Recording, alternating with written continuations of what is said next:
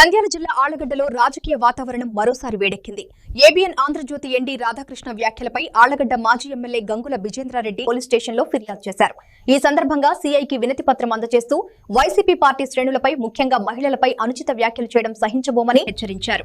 YCP రాష్ట్ర ప్రధాన కార్యదర్శి భూమా కిషోర్ రెడ్డి మాట్లాడుతూ రాధాకృష్ణ చేసిన వ్యాఖ్యలు సమాజంలో అసంతృప్తి కలిగిస్తున్నాయని, ఇలాంటి చిల్లర రాజకీయాలు మానుకోవాలని సూచించారు. ఈ కార్యక్రమంలో వైఎస్సీపీ నాయకులు, కార్యకర్తలు పాల్గొన్నారు. కొన్ని లక్షల కోట్లు ఖర్చు పెట్టి అమరావతిని లేపే బదులు ఆల్రెడీ డెవలప్ అయిన ప్రాంతం మంగళగిరి కానీ, ఈ విజయవాడ కానీ, గుంటూరు కానీ, మచిలీపట్నం కానీ ఏరియాలో ఆల్రెడీ డెవలప్మెంట్ ఉంది. అక్కడ డెవలప్ చేస్తే తొందరగా బాగుంటుందని చెప్పి జగన్మోహన్ రెడ్డి గారు చెప్తే ఇంకా వాళ్ళలో దాన్ని ఉక్రోషం అంటారా, లేకపోతే వాళ్ళ ఆస్తులు, బినామీ ఆస్తులు ఎత్తిపోతాయనే భయంతో నోటికొచ్చిన మాటలు నిజంగా మనం అనకూడదు. కానీ ఇంకా వాడిని వాడు గీడు అని కూడా అనొచ్చు. అలాంటి పరిస్థితి మనకి సంస్కారం అడ్డు వస్తుంది. ఏదైనా అనాలంటే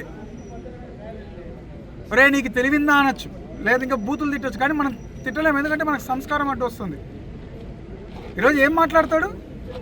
మీ పిల్లలని మీరు చెల్లెలుగా భావించి పెళ్ళిళ్ళు చేస్తారా? ఆయన చేస్తున్నాడా? చంద్రబాబు నాయుడు చెప్తే ఆయన పిల్లానికి ఏమైనా ఇచ్చి పెళ్లి చేస్తున్నాడా? ఎవరికైనా తెలివిలేని ఎట్లాంటి మాటలు మాట్లాడాలో రాజకీయాల్లో ఉన్నాడు, ఒక మీడియాలో ఉన్నాడు, ఒక రాజకీయ పార్టీకి ఆయన తొత్తుగా వ్యవహరిస్తున్నాడు. మీడియా అధినేత అయింది కూడా ఇలాంటివి మాట్లాడేది. లాస్ట్ వార్నింగ్ రాధాకృష్ణ గారు, ఇదే కానీ కొనసాగితే రేపు మళ్ళీ మీరు తట్టుకొని కూడా తట్టుకోలేరు. ఇలాంటి చిల్లరవన్నీ మానేసి ఈరోజు ప్రజలు దాన్ని స్వాగతిస్తున్నారు మావిగాన్ని. ఎందుకంటే డెవలప్మెంట్ తొందరగా డెవలప్ అవుతుంది, అమరావతి బదులు ఈ ఏరియా అంతా డెవలప్ అవుతుందని వాళ్ళ ఆలోచన. ఇప్పటికైనా ఇలాంటి అనుచిత వాక్యాలు కట్టుబెట్టి ఇంకా ఇట్లాంటివి మాట్లాడకుండా ఏదైనా ఉంటే మీడియా పరంగా మీడియాగా చెప్పండి, మీ సలహాలు ఉంటే. అంతే తప్ప ఇలాంటి పిచ్చి పిచ్చి మాటలు వాడడం కరెక్ట్ కాదు. నా భార్య గురించి మాట్లాడినారని అది ఎవరు వినలేదు, దాని ఆడియో లేదు, వీడియో లేదు. ఈయనే బయటకు వచ్చి అన్నారని ఏడ్చి ఊరంతా అబద్ధం చెప్పి పెద్ద సింపతి మూట కట్టుకున్నాడు.